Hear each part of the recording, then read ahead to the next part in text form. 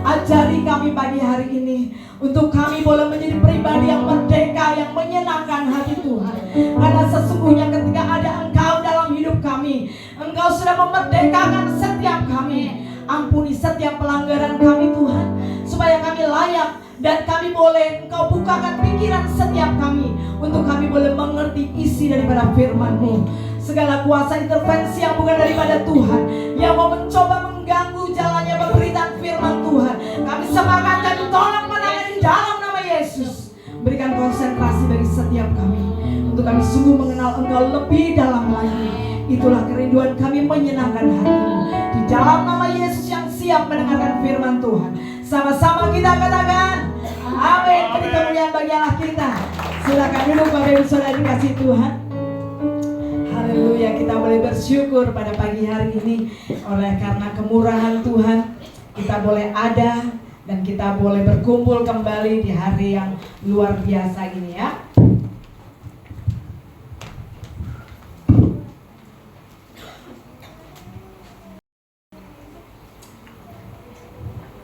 Baik, kemarin pada ikut lomba semua?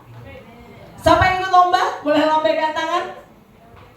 Oh, Tante Tere ya, sama Pak Naki ikut lomba ya. Menang semua? Oh, haleluya, berkemenangan. Dan kita percaya hari ini juga kita akan menerima kemenangan dari Tuhan, amin. Ya, kita akan buka satu ayat firman Tuhan yang boleh kita mau baca sama-sama. Kita buka dari 2 Korintus 3 ayat yang ke-17. Sudah ketemu semua? Kalau sudah ketemu katakan amin. Kita boleh bangkit berdiri sekali lagi. Kita beri penghormatan kepada firman Tuhan. Kita baca sama-sama 2 Korintus 3 ayat 17. 3, 2, 1. Sebab Tuhan adalah roh, di mana ada roh Allah, di situ ada kemerdekaan. Amin. Silakan duduk Bapak Ibu Saudara dikasih Tuhan. Pada pagi hari ini saya mengambil tema pengampunan kunci kemerdekaan. Tadi kita sudah bersukacita, kita sudah mendeklarasikan bahwa kita adalah pribadi-pribadi yang bangsa ini bangsa yang merdeka 79 tahun. Tapi apakah kita sudah setiap tahun juga kita boleh merayakan kemerdekaan Indonesia? Tapi adakah kita masih belum mengalami kemerdekaan? Karena kemerdekaan bangsa ini boleh kita nikmati itu bukan karena bangsa yang besar itu, tapi itu harus dimulai. WA tadi bilang dari mana? Dari hati kita dulu, ya. Hati kita harus ada cintanya Yesus. Kalau ada cintanya Yesus berarti roh itu ada di dalam hidup kita. Kalau Roh Kudus itu ada di dalam hidup kita, 2 Korintus 3:17 katakan apa? Sebab Tuhan adalah roh. Di mana ada roh Allah, di situ ada kemerdekaan. Ya, saya melihat untuk bisa kita sampai pada pengampunan, kita akan lihat apa sih arti pengampunan gitu ya. Seringkali kita suka ngomong, tetapi seringkali juga kita nggak ngerti apa yang kita omongin.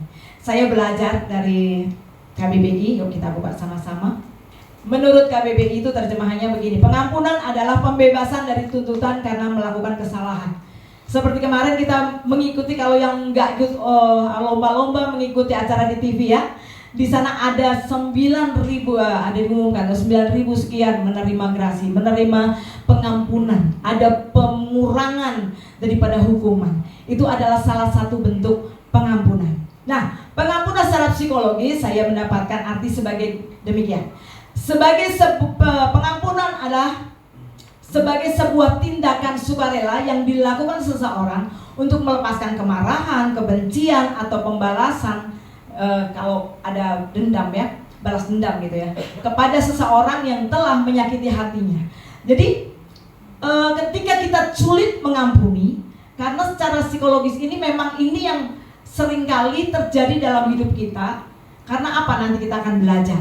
Padahal pengampunan itu dibilang sebagai tindakan sukarela, ya, bukan disuruh, tapi tindakan itu adalah tindakan sukarela. Nah, tindakan dari pengampunan itulah yang namanya mengampuni. Pengampunan itu adalah satu bentuk pengurangan daripada kesalahan, tapi tindakan daripada pengampunan itu adalah mengampuni. Mengampuni juga kata yang sederhana, tetapi gampang apa gampang dilakukan? Susah. Karena kita lihat nanti. Padahal dengan jelas di Yohanes 1 ayat 9 dikatakan apa? Jika kita mengaku dosa kita. Iya, coba dibacakan dengan keras Pak Albert. 1 Yohanes 1 ayat 9. Iya. Beginilah firman Tuhan, jika kita mengaku dosa kita, Ya. maka Ia adalah setia dan adil, sehingga Ia akan mengampuni segala dosa kita dan menyucikan kita dari segala kejahatan. Iya. Syaratnya untuk kita bisa punya hati yang mau mengampuni itu, sebetulnya Tuhan udah kasih clue-nya. Udah, pokoknya ngaku dosa aja. Kalau memang kita ada satu kesalahan, ngaku dosa aja. Maka Ia adalah Yesus setia dan adil. Dia akan mengampuni segala dosa kita, menyucikan kita dari segala kejahatan kita. Nah, yang kedua, ada kata kunci, ada 3 kata yang saya pakai: pengampunan, kunci kemerdekaan. Kunci dalam KBBI juga ada terjemahannya. Kunci itu alat untuk membuka atau mengancing. Jadi ini adalah satu sikap yang sangat menentukan di dalam hidup kita. Seringkali kita pakai kunci itu tidak tepat, yang harusnya untuk membuka, tapi kita pakai untuk mengunci. Itu juga persoalan, ya. Dan yang ketiga adalah kata merdeka. Merdeka menurut KBBI dikatakan bebas atau lepas dari penjajahan, lepas dari tuntutan, tidak terikat. Ya kan? Bapak Kepala Sekolah bilang, apa yang terikat di bumi terikat di surga, yang terlepas di bumi terlepas di surga. Nah, ini kita boleh melihat bagaimana seringkali kita tuh nggak bisa mengampuni. Apa sih penghambat dari kemerdekaan dalam hidup kita? Kita buka di Galatia 5 ayat yang pertama. Di sana dikatakan demikian: supaya kita sungguh-sungguh merdeka, Kristus telah memerdekakan kita. Karena itu berdirilah apa? Teguh, dan jangan mau lagi dikenakan kuk perhambaan. Ternyata yang menghambat kemerdekaan kita adalah adanya kuk perhambaan. Kalau boleh dilihat di slide saya kasih gambar, ada sapi yang di sininya ya dikasih kuk. Nah, gambarnya seperti itu. Ketika kita dipasang kuk, kita akan ngikutin sesuai instruksi yang memainkan kuk itu. Ada 2 kuk, ya. Ada kuk yang memberkati dan kuk yang menghambat sebetulnya. Jadi kayak selamanya kuk itu juga nggak bagus. Tetapi kalau itu kuk perhambaan, Ya, kuk perhambaan itu seringkali membuat kita tidak bisa bergerak. Beda dengan kalau kita sering lihat di gereja tertentu seorang pengkhotbah dia pakai stola. Maksudnya apa? Kenapa dia pakai stola? Stola itu juga gambaran kuk.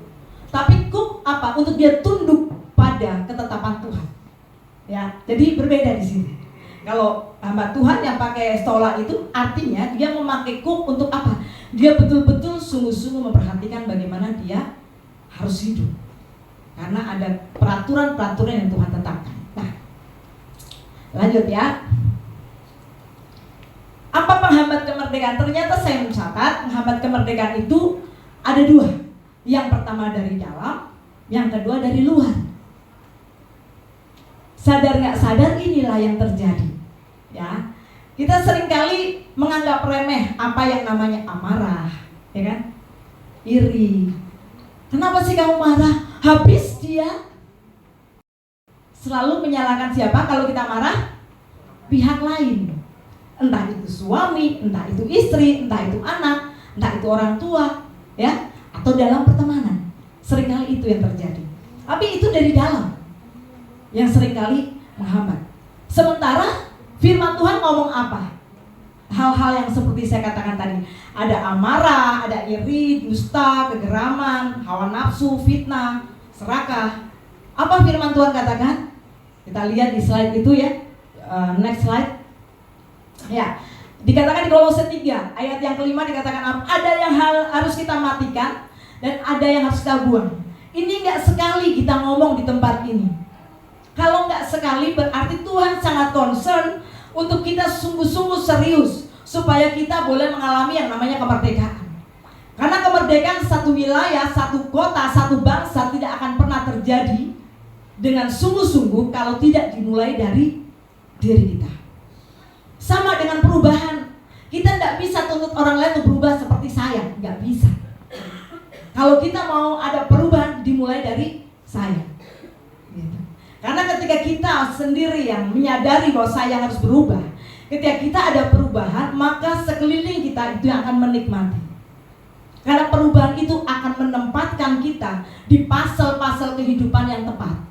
Seringkali hal-hal seperti ini membuat kita tertahan untuk mengalami satu kemerdekaan dalam segala hal, gitu ya. Kenapa kita nggak bisa leluasa? Kenapa kita nggak pernah bisa tersenyum? Kenapa kita seringkali mudah marah? Karena ini dari dalam ini. Apa yang harus kita matikan? Kolose 3 ayat 5 dikatakan begini. Karena itu matikanlah dalam dirimu segala sesuatu yang apa? Duniawi. Yaitu percabulan, kenajisan, hawa nafsu, nafsu jahat, dan juga keserakahan yang sama dengan penyembahan berhala. Jadi penyembahan berhala kita ulang lagi. Penyembahan berhala itu bukan berarti kita datang ke gunung-gunung, kita mendewakan sesuatu, enggak cuma itu. Ternyata ketika kita juga kalau dibilangin, kenapa sih kamu nggak mau berubah? Ya aku tuh udah kayak gini, nggak bisa aku berubah. Ketika kita mengakui bahwa kita nggak bisa berubah, ya kita nggak akan pernah berubah. Sementara Tuhan bilang di Roma 12 ayat 2 dikatakan apa? Berubahlah oleh pembaharuan budimu supaya engkau bisa membedakan mana yang baik, mana kehendak Allah, mana yang sempurna. Bagaimana kita akan pernah sampai ke titik itu kalau kita tidak mau berubah? Ya, nah itu yang kita matikan. Yang kita buang apa? Ayat yang ke-8 dari Kolose 3 dikatakan, tetapi sekarang itu bukan besok. Ya, sekarang Tuhan selalu ngomongnya up to date, sekarang. Tetapi sekarang buanglah semua yang itu, yaitu apa? Marah, geram, kejahatan, fitnah, dan kata-kata kotor yang keluar dari mulutmu. Kata-kata kotor ini nggak selalu kata-kata yang bahasa asing gitu ya. Tapi ketika kita punya pikiran yang tidak sejalan dengan pikiran Kristus, sebetulnya sudah ada satu perkataan keruh yang keluar dari hidup kita. Padahal firman Tuhan juga berkata, apa yang keluar dari mulut kita itu yang meluap dari hati, gitu. Nah, ini pada hari ini kita harus cek and recheck supaya kita sungguh-sungguh merdeka. Karena kalau di masing-masing kita merdeka, saya terlalu percaya gereja ini akan menjadi gereja yang merdeka dan membawa dampak. Dimulai dari siapa? Dari kita masing-masing. Nah, ini juga menjadi satu pergumulan saya untuk langsung update ya. Selalu harus berjuang. Ya ini gak gampang. Tapi ini satu proses yang minggu lalu diajar Ibu Gembala tentang apa? Kesetiaan. Untuk kita mau merubah semuanya itu harus dengan kesetiaan juga. Karena tanpa firman Tuhan, dan tadi lagunya bilang apa? Firman-Mu Tuhan pelita bagi kakiku. Nah kalau firman itu tidak kita pakai menjadi terang dalam hidup kita, ya kita tidak akan pernah bisa. Nggak akan pernah bisa mau buang ataupun matikan. Karena kita tidak mau menerima firman itu. Yang dari luar apa?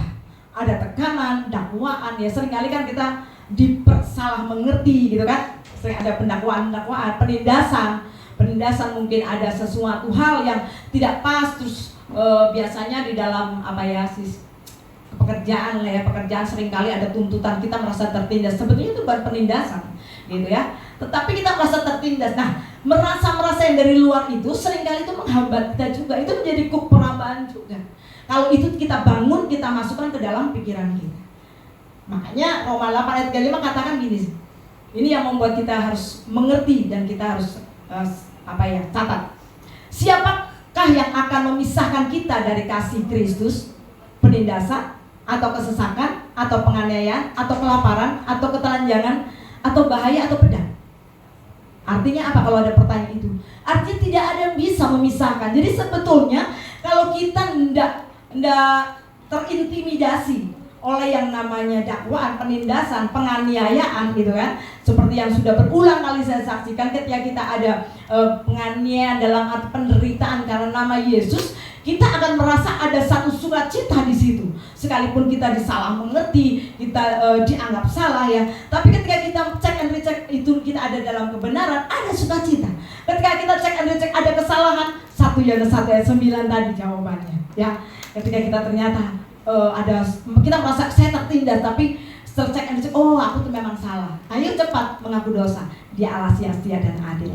Ya, nah itulah penghambat daripada kemerdekaan kita. Selanjutnya, saya mau bawa kita pada satu ilustrasi. Ini ada gambar muncul ya. Kelihatan nggak? Ada gambar apa? Singa dan rusa. Nah ini ada pertanyaan, apakah singa mampu mengejarnya? Mengejar rusa maksudnya. Mampu nggak?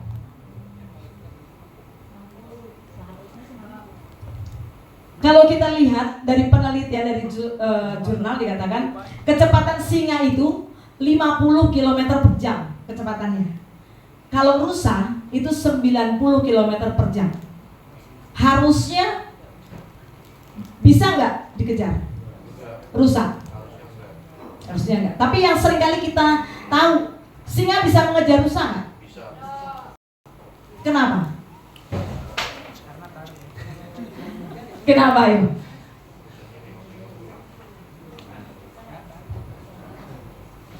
Rusa itu sebenarnya punya kapasitas yang luar biasa, sama dengan kita.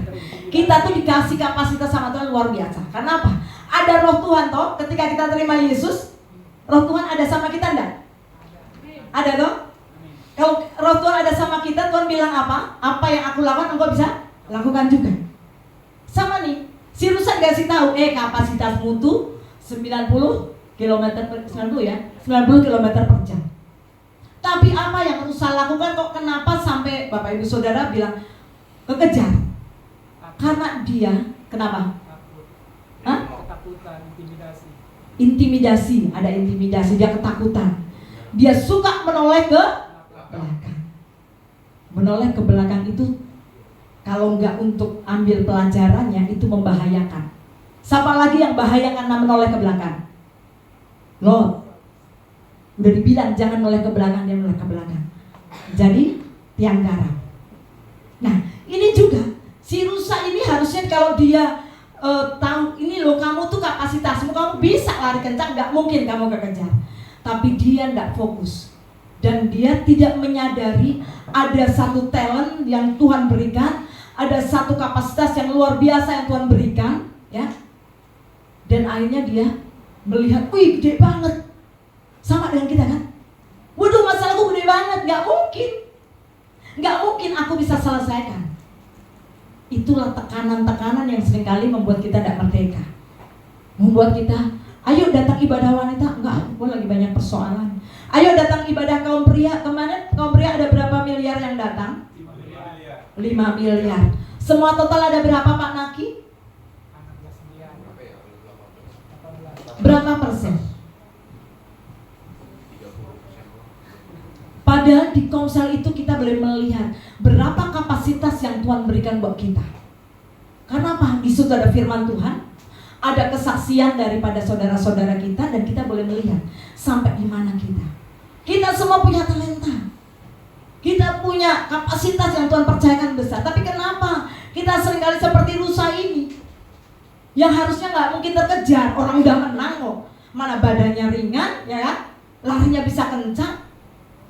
Tadi udah bilang kan, jalanmu di atas jalan-jalanku, rancanganmu melebihi rancanganmu. Firmanmu sungguh telah membebaskanku, berjalan lebih tinggi, berjalan bersamamu. Udah jelas. Tapi kita seringkali seperti dosa ini. Ini satu kenyataan. Makanya ketika bangsa ini mengatakan ayo siap menuju Indonesia emas, tapi kalau kita tidak siap, sementara tahun kemarin kita pasca sudah sepakat, kita mau dimurnikan supaya kita muncul seperti emas. Sebetulnya kita sudah bisa menangkap isi hati Tuhan untuk menopang bangsa ini. Hari ini kita diingatkan untuk kita bisa menjadi pilar-pilarnya Tuhan atas bangsa. Ya, mungkin kalau hari-hari kita sibuk dengan persoalan kita, tapi hari ini kita sudah dibawa dari awal pujian, ya kan? Ada satu penghormatan kepada bangsa. Kemudian kita masuk, hanya Yesuslah yang dimuliakan. Makanya ketika kita berdoa ya, soal WA itu paling susah sebetulnya. Kenapa? Harus bergumul, Tuhan ini lagunya apa yang Tuhan mau, supaya bisa membajak hati untuk firman Tuhan disampaikan tuh gampang. Mari kita mau seperti singa. Singa walaupun tidak punya kecepatan di dalam berlari, tapi dia fokus. Dia tahu bahwa ketika dia serius, ya, dia tidak terintimidasi oleh kekurangan dia, bahwa dia punya kelemahan, badannya besar dan gak mungkin kau lari kencang gitu kan. Tapi karena fokus, maka dia boleh berkemenangan. Mari kita juga jangan fokus dengan kekurangan kita. Jangan fokus dengan keadaan kita yang tidak mendukung untuk merdeka. Tapi mari kita ubah pola pikir kita. Karena pola pikir itu yang membelenggu kita untuk kita tidak bisa merdeka. Ya. Kenapa seperti itu? Selanjutnya, ada 3 macam manusia. Kelihatan nggak? Kelihatan ya? Ya. Karena pointernya habis baterai. Ada satu orang duniawi. Gambarnya apa di sana? Ada bulatan. Ya, ada bulatan kuning. Ada kursi. Di atasnya ada A. A itu siapa? A itu siapa? Aku. Kenapa aku? Ada salib. Salibnya di dalam apa di luar? Artinya dia tidak mengenal Tuhan. Ya. Jadi di sana dibilang si aku yang bertahta dalam hidup, Kristus di luar kehidupan. Maka apa yang terjadi? Semua keinginan dikuasai oleh siapa? Diri sendiri. Berakhir dengan kekacauan dan kekecewaan. Itu kalau kita ada di luar Kristus. Yang kedua, ada manusia yang gambarnya seperti yang di bawah itu. Yang kuning itu kehidupan manusianya. Ada kursi, masih A, tapi ada Yesus di dalamnya. Dia mungkin udah terima Yesus, ya kan? Tapi dia belum mau melepaskan jubah lamanya. Dia masih suka dengan jubah yang lama. Dia kenakan terus.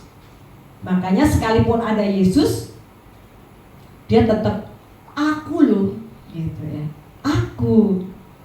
Kalau si aku yang bertahta dalam hidup, Kristus diturunkan tahtanya, apa yang terjadi? Semua yang kita kerjakan adalah keinginan kita. Jadi kita yang menguasai rencana Tuhan yang harusnya terjadi, tapi kita punya mau. Padahal pujian tadi udah bilang kan, jalanmu di atas jalan-jalanku. Gitu. Jadi sangat ngeri sebetulnya. Kelihatannya kita rajin ke gereja, kita rajin pelayanan, ya bahkan kalau pelayan sehari bisa 5 kali gitu kan. Habis dari sini lari ke sana, lari ke sono gitu kan. Keren nggak? Terkenal gitu kan, terkenal. Tapi karena A-nya yang dominan, biasanya di akhirnya pasti ada kekacauan, ya pasti endingnya. Makanya satu pelajaran yang terindah sebetulnya yang khotbah bilang, lebih baik ke rumah duka daripada ke rumah pesta, itu di situ kesudahan manusia, bilang firman Tuhan. Nah, tapi bagaimana kita bisa mengerti kalau ada firman seperti itu kalau kita nggak baca firman Tuhan? Bersyukurnya di sini Ibu Gembala begitu luar biasanya. Ayo baca, nggak peduli lo mau baca 1 pasal kah, 2 pasal, 3 pasal, 5 pasal, bahkan ada yang 7 pasal. Mungkin dalam satu penjemaatan paling kalau ada pun 1 gitu. 1 yang berapa pasal gitu. Tapi di kita tuh bisa milih loh. Untuk belajar mengenal Tuhan tuh kita bisa milih. Betapa luar biasa kita dikasih fasilitas untuk mencapai kemerdekaan yang sesungguhnya. Karena tujuan kekristenan kita apa? Tujuannya apa? Beberapa minggu yang lalu dikatakan tanah perjanjian. Tujuan kita tanah perjanjian, yaitu surga dalam kekekalan. Kalau kita mati hari ini belum sampai surga, baru mampir di Firdaus, kan gitu. Tapi endingnya yang kita mau ada nama kita di sana, di dalam kitab kehidupan, supaya kita sampai ke tanah perjanjian. Dimulainya dari sekarang, gitu ya. Nah, yang ketiga tipenya adalah manusia Kristen yang rohani. Dia harus bagaimana? Di dalam kursi itu yang di atasnya ada Yesus, A-nya di bawah. Artinya apa? Dia sudah bilang, Yesus semakin besar, aku semakin kecil. Dia mulai mempersilahkan Tuhan untuk berkarya dalam hidupku. Nah, ini sebetulnya yang tadi dibilang, sebab Allah adalah roh. Di mana ada roh Allah, ada kemerdekaan. Ini harusnya. Ini yang harusnya ada dalam setiap hidup kita. Izinkan Tuhan berdaulat, izinkan Tuhan membentuk kita dengan segala prosesnya. Jadi ketika kita ada satu, kita mau marah tiba-tiba gitu kan, ingat firman-Nya. Buang, matikan. Harusnya itu yang menjadi pola pikir kita. Ketika ada penindasan, nggak ada yang bisa memisahkan aku dari kasih Tuhan. Berarti aku bisa lalui. Kan gitu. Kenapa? Karena ada Allah yang mengerjakan. Ada satu ayatnya saya nggak terlalu hafal, tapi dia bilangnya gini. Filipi. Coba buka deh. Filipi 2 ayat yang ke-13. Ya, Filipi 2 ayat ke-13 saya bacakan. Karena Allah lah yang mengerjakan di dalam kamu baik kemauan maupun pekerjaan menurut kerelaannya. Ini yang saya bilang, kenapa tidak ada alasan, no excuse sebetulnya. Karena sesungguhnya ketika kita menjadi manusia rohani, roh Tuhan yang berkuasa dalam hidup kita, ya, maka ini yang terjadi. Allah lah yang mengerjakan di dalam kamu baik kemauan maupun pekerjaan menurut kerelaannya. Luar biasa nggak? Makanya heran ketika ada orang Kristen yang sombong. Oh, yang kerjakan semua Tuhan, firman-Nya bilang gitu. Kalau kita menang dalam lomba kemarin gitu, apa kehebatan kita? Puji Tuhan kemarin dari RT kami, semua kita anak-anak Tuhan. Jadi pas mau lomba ya, kayak Philadelphia lah gitu kan. Kita berdoa dan kita bilang, Tuhan ini persembahan kami. Kita berdoa enggak untuk menang, karena itu kan untuk kebersamaan ya. Dan ternyata memang ada model-model pemenangan tersendiri ya. Jadi tetap mengucap syukur ya. Next ya. Setelah kita kenali 3 model tadi, kita ada di posisi mana? Firman Tuhan itu untuk direnungkan supaya kita bisa lakukan. Tidak hanya cukup kita dengar, ya kan? Kalau kita dengar nanti baru sampai di apa tadi lagunya? Ku cinta Yesus tadi. Di hatiku ada cintamu, baru ada itu. Tapi cinta itu tidak kita bangkitkan, ya. Tidak kita bangkitkan, itu pun belum bisa membuka, ya. Kunci itu belum terpakai dengan baik. Nah, mari kita mau belajar bagaimana kita mematahkan hambatan. Kunci yang pertama, mengampuni adalah wajib hukumnya. Mengampuni wajib hukumnya. Kenapa? Ya itu tadi. Karena Filipi 2 ayat 13 tadi, Allah lah yang mengerjakan di dalam hidup kita. Kita buka di Matius 6 ayat 14 dan 15. Jadi tidak ada alasan untuk kita tidak bisa mengampuni, kan? Kalau dari Filipi 2 ayat yang ke-13. Tapi alasan mengapa kita harus mengampuni ini ada di Matius 6 ayat 14 sampai dengan 15. Saya bacakan begini. Karena jikalau kamu mengampuni kesalahan orang, Bapamu yang di surga akan mengampuni kamu juga. Tetapi jikalau kamu tidak mengampuni orang, Bapamu juga tidak akan mengampuni kesalahanmu. Ini yang saya katakan, kenapa kita harus wajib mengampuni. Nggak ada alasan untuk kita tidak mau mengampuni. Kalau kita bisa mengampuni, karena Bapa akan mengampuni. Jadi ketika kita mengampuni orang itu sebenarnya kita dapat pengampunan dulu dari Bapa. Ketika kita dapat pengampunan, maka apa yang kita dapat? Makanya kata terima kasih itu tuh sebetulnya enggak cuma untuk kita. Kita terima dan kita harus kasih. Itu yang benar. Terima kasih. Kalau hari ini kita dengar firman Tuhan tentang kemerdekaan, kita bagikan kemerdekaan itu bagi orang lain. Enggak harus dengan ayat-ayat, tetapi cukup dengan perkataan kita yang manis, ya kan? Kan kalau kita menegur dengan mazmur puji-pujian, kan firman Tuhan katakan, iya Pak, di Timotius ya. Nah, itu kenapa saya katakan wajib.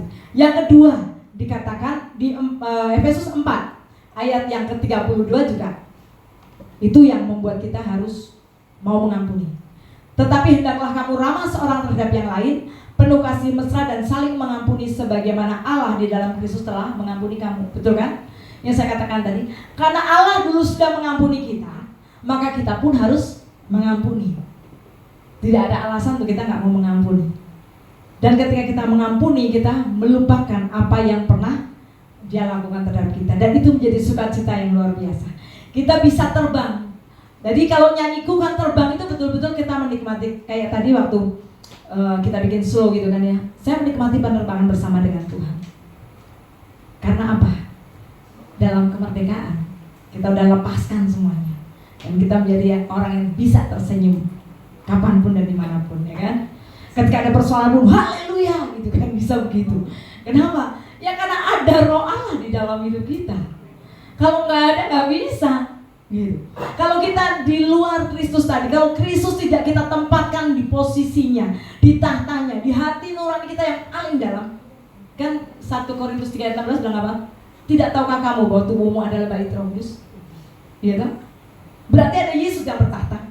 Nah, kalau Dia bertahta dan kita ajak Dia untuk bermitra dengan kita, Dia mengerjakan dengan kerelaannya seperti di Filipi 2 ayat 13 tadi, maka betapa luar biasanya kita.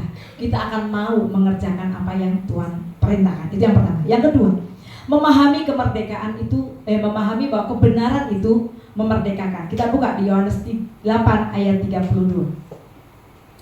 Yohanes 8 ayat ke-32, demikian firman Tuhan. Dan kamu akan mengetahui kebenaran, dan kebenaran itu akan memerdekakan kamu. Kebenaran itu apa?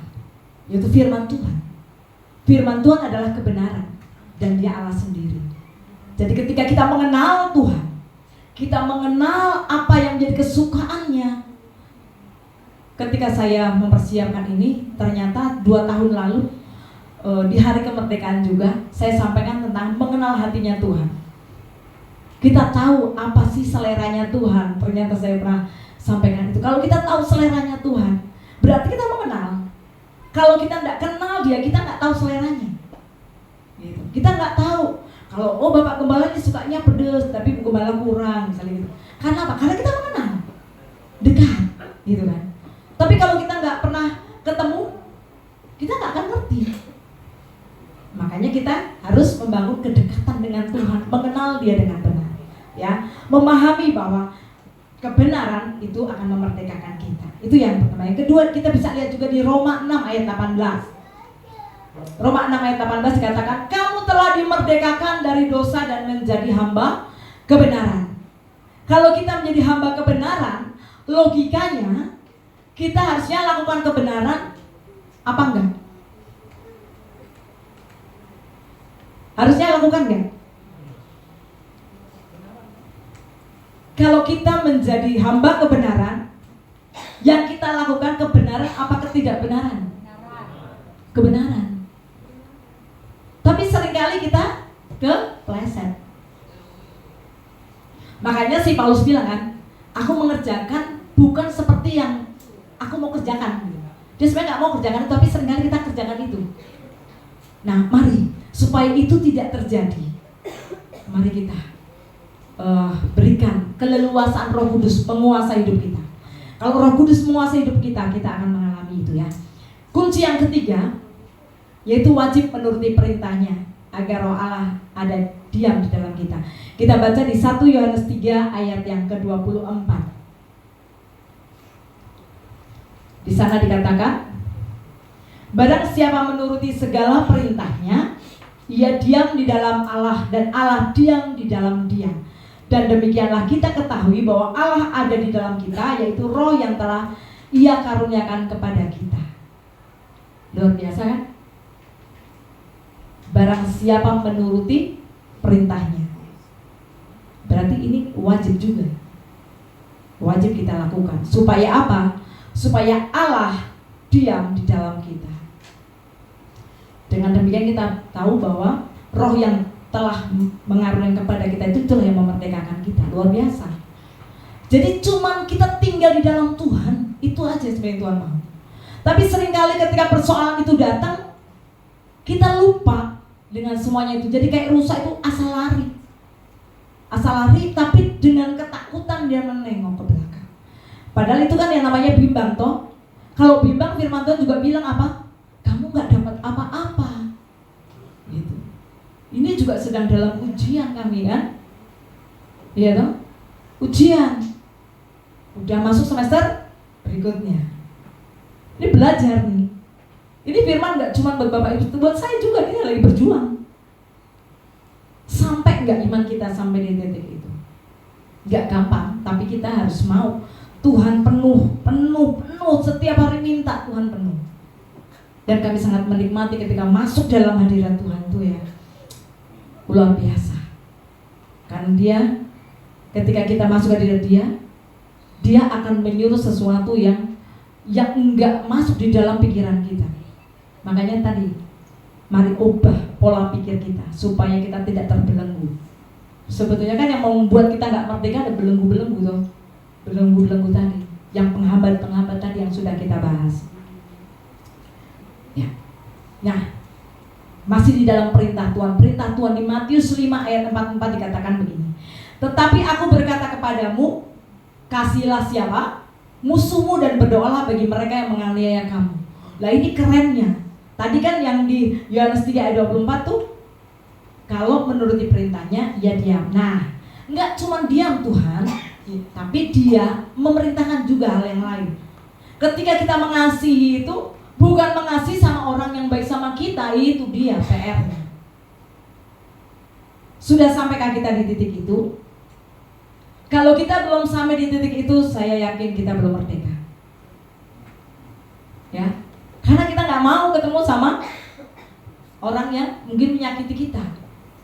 Tapi ketika kita sudah bisa mengasihi dia, kita bisa memberkati dia, mendoakan dia supaya dia berubah, itu akan bisa melupakan apa yang dia lakukan. Sama dengan ketika kita sama suami kita, istri kita, kan gitu caranya.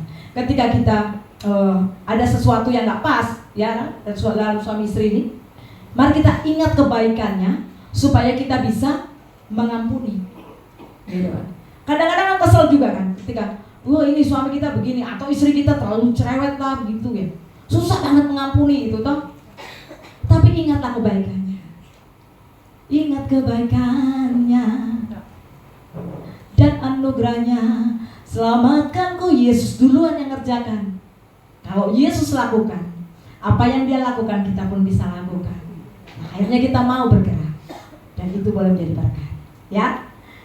Ada lagi yang kita harus lakukan. Perintahnya apa? Lukas 6 ayat 27 dan 28 dikatakan begini. Tetapi kepada kamu yang mendengarkan aku berkata, kasihilah musuhmu, berbuatlah baik kepada orang yang membenci kamu, mintalah berkat bagi orang yang mengutuk kamu, berdoalah bagi orang yang mencaci kamu. Dan ini luar biasa. Luar biasa. Karena apa? Berkali-kali saya udah boleh mengalami hal ini. Jadi ketika saya kuliah dulu, saya ini hidup saya kan hidup sendiri ya waktu di Jogja. Di kelas ini saya punya teman yang selalu balapan. Kadang dia nomor 1, kadang saya gitu kan.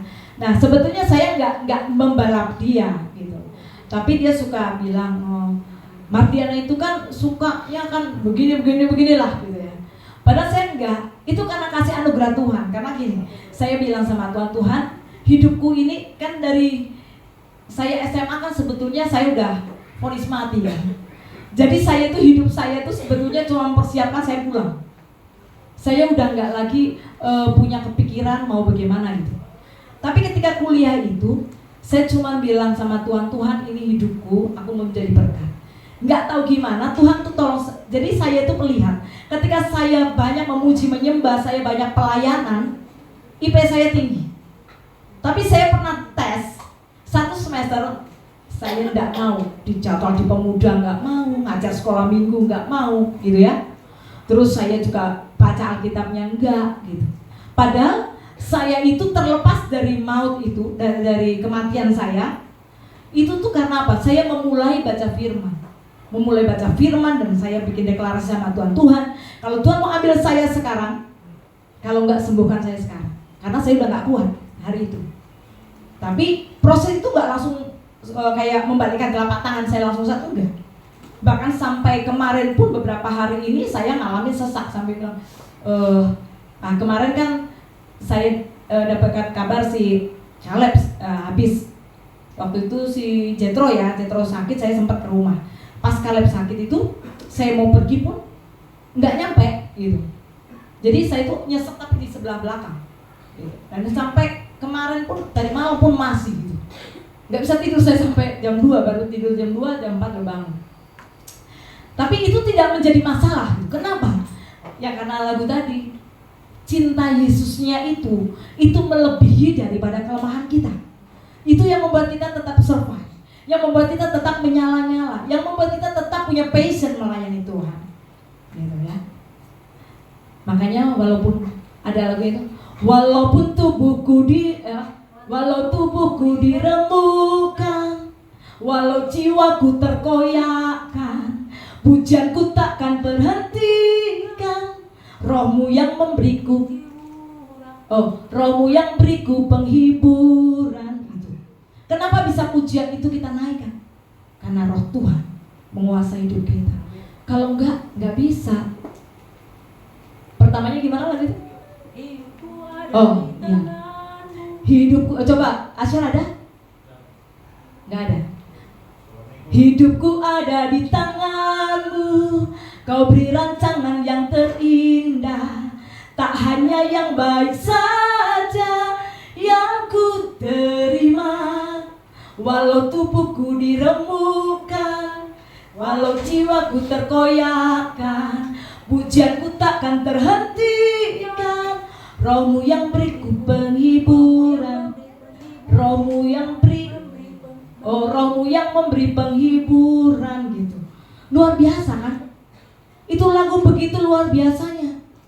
Walaupun saya sulit menghafal lagu itu, tapi lagu itu sangat memberkati. Kenapa? Ini karena ketika kita mau belajar, walaupun kita kepleset tidak apa-apa, namanya belajar, ya kan? Kan Tuhan mengerti sampai di mana kita. Yang penting jangan jatuh di tempat yang sama. Ayo mari, jangan sampai kita Philadelphia bilang level up, tapi itu hanya jadi slogan.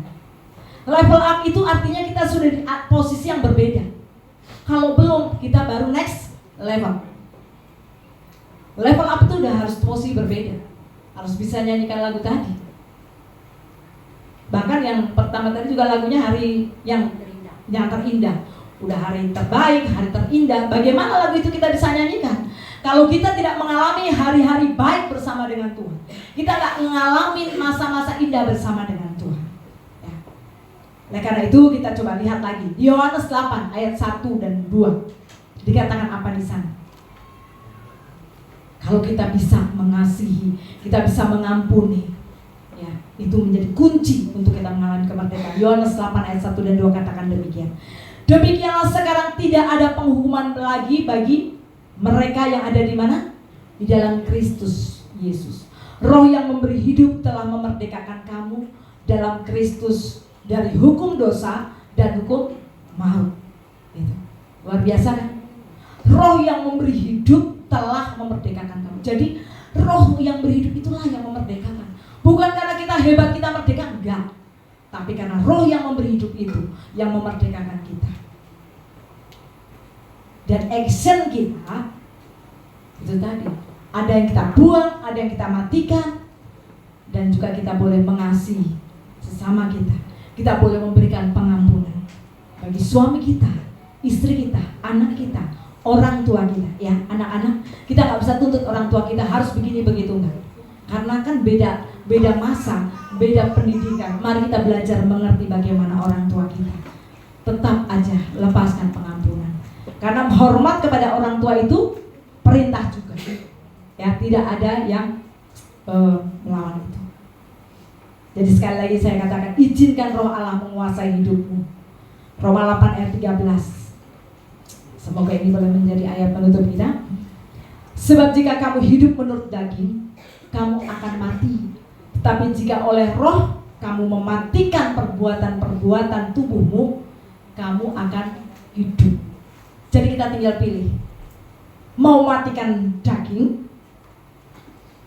atau hidupkan daging. Karena ketika roh kita hidup, roh kita sehat, sekalipun psikis kita, jiwa kita sakit, itu lebih cepat tercover dengan roh yang sehat daripada roh kita yang sakit. Jiwa kita sehat itu bisa arogan. Karena jiwa itu kan ada di perasaan, ya kan? Ada di pikiran. Pikiran itu yang seringkali mengacau balaukan. Makanya tadi pola pikir itu yang seringkali membelenggu kita. Mari kita melepaskan belenggu itu dan izinkan roh Allah menguasai hidup setiap kita, supaya kita boleh menjadi pribadi-pribadi yang merdeka. Karena bangsa ini tidak akan pernah merdeka kalau tidak dimulai dari pribadi kita. Tuhan Yesus memberkati. Mari kita teduhkan hati kita, main musik, sehingga boleh maju ke depan.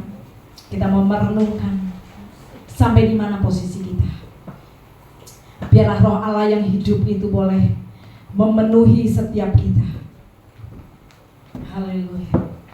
Terima kasih Tuhan Yesus. Apakah sungguh pengampunan itu menjadi kunci kemerdekaan kita?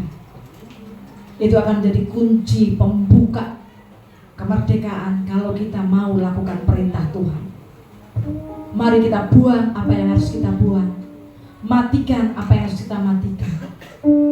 Dan sebagai bukti kita membuang dan mematikan, kita melepaskan pengampunan.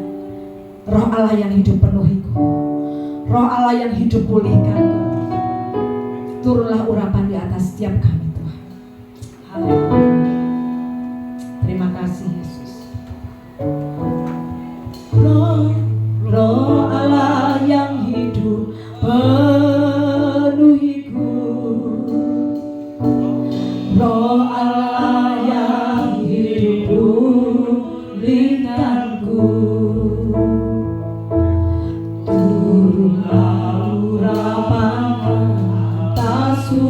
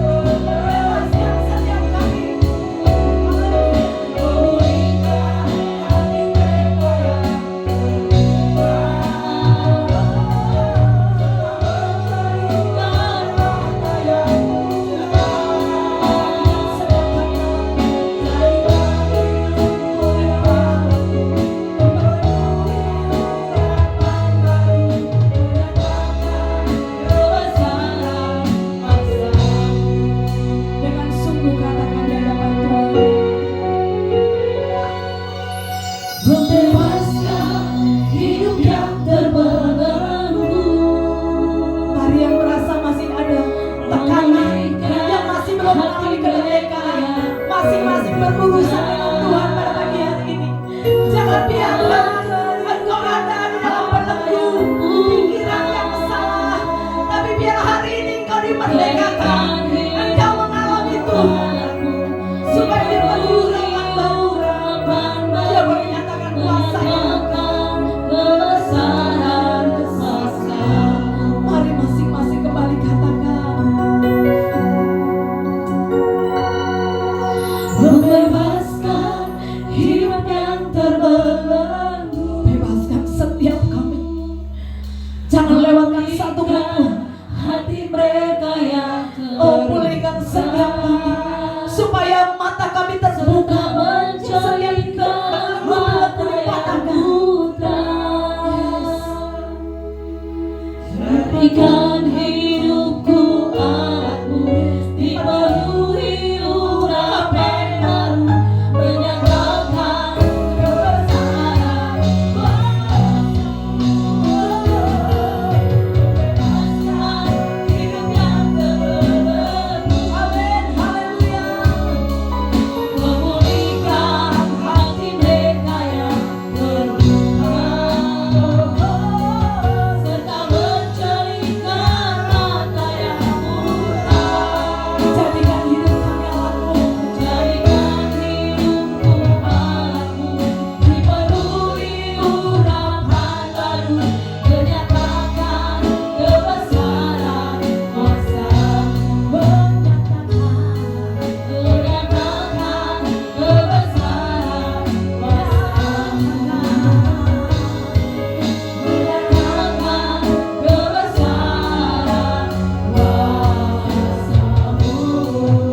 beri kemuliaan bagi Allah kita. Haleluya, haleluya. Pakai setiap kami menjadi alat kebenaran-Mu Tuhan. Biar kuasa-Mu penuh mengalir atas setiap kami. Biarkan kami boleh menjadi pribadi-pribadi yang merdeka, pribadi yang siap diutus, pribadi yang mau mengampuni, pribadi yang mau berbelas kasihan, pribadi yang memakai hatinya Yesus. Kami boleh mengerti selera Tuhan, kami boleh lakukan apa yang menyenangkan hati Tuhan.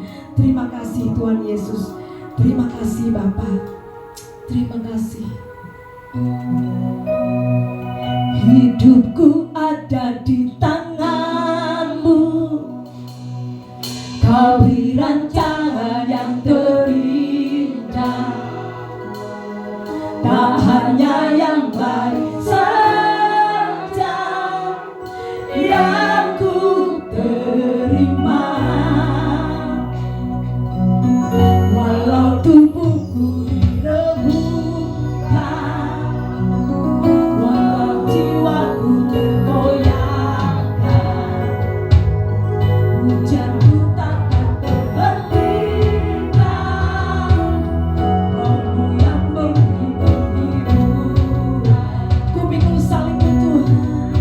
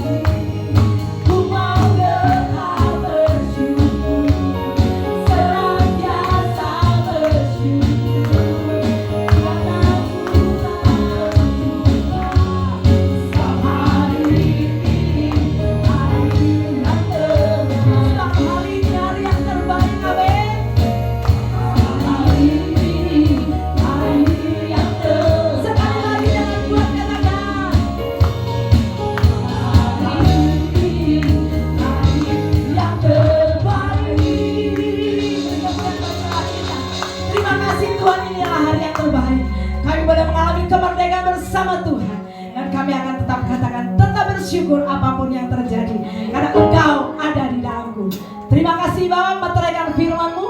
Kami siap lakukan dengan kasih anugerah-Mu di dalam nama Yesus yang siap melakukan firman sama